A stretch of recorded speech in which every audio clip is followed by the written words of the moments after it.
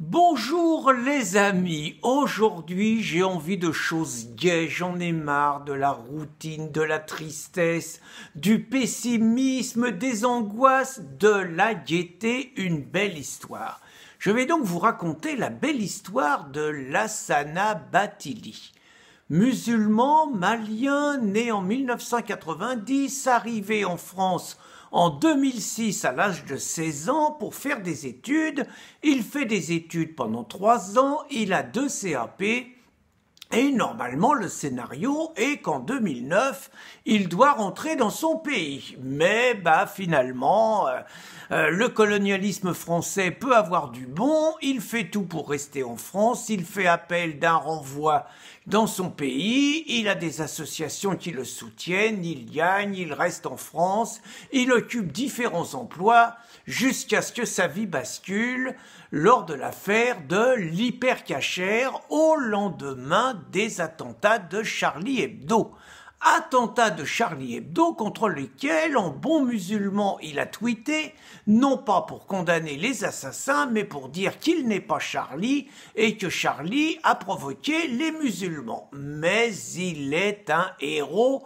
Le lendemain, à l'hypercacher, alors que Koulibaly, son coreligionnaire malien lui aussi, a tué 4 juifs, l'histoire raconte que Lassana Bathily est un héros qui a sauvé la vie de 6 personnes. Vous remarquez d'ailleurs qu'à chaque fois qu'il y a un attentat musulman, il faut immédiatement allumer des contre-feux.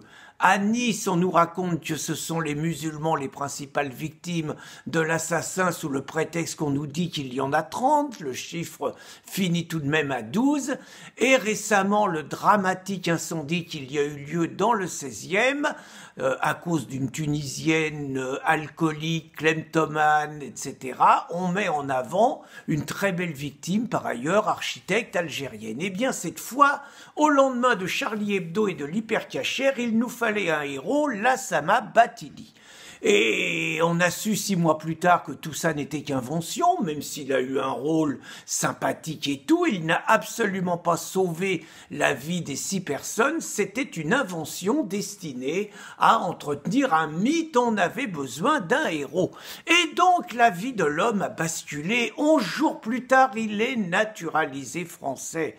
Il est embauché par la mairie de Paris, il écrit un livre, Je ne suis pas un héros, et la vie est belle à Paris, il voyage, il va 5 fois aux États-Unis, il va en Allemagne, il va en Tunisie, il va en Italie, il va en Israël. C'est tellement beau l'histoire de ce musulman qui a sauvé 6 juifs. Et puis il rencontre naturellement Ian Brossat qui a poussé pour qu'il soit embauché à la mairie de Paris, et il a la reconnaissance du ventre parce qu'il est inquiet, Lassana. Il est inquiet par la montée de l'extrême droite en France et dans toute l'Europe. Et oui, si l'extrême droite progresse, fini le grand remplacement, fini l'islamisation de notre pays. Ils vont mettre fin à ça. Ça l'angoisse, Lassana, et donc son destin devait basculer. Il devient le directeur de campagne de Ian Brossat pour les prochaines campagnes des européennes dans quelques mois. Je ne sais pas s'il a les compétences pour être directeur de campagne, mais en tout cas, il le sera. Vive la discrimination positive.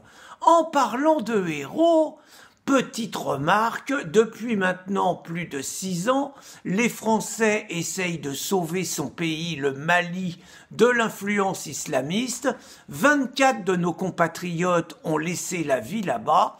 Et à ma connaissance, pas plus Lassana Bathily que les 100 000 Maliens qui vivent en France et plutôt fort bien sans toujours travailler ne se sont engagés pour aller défendre la démocratie.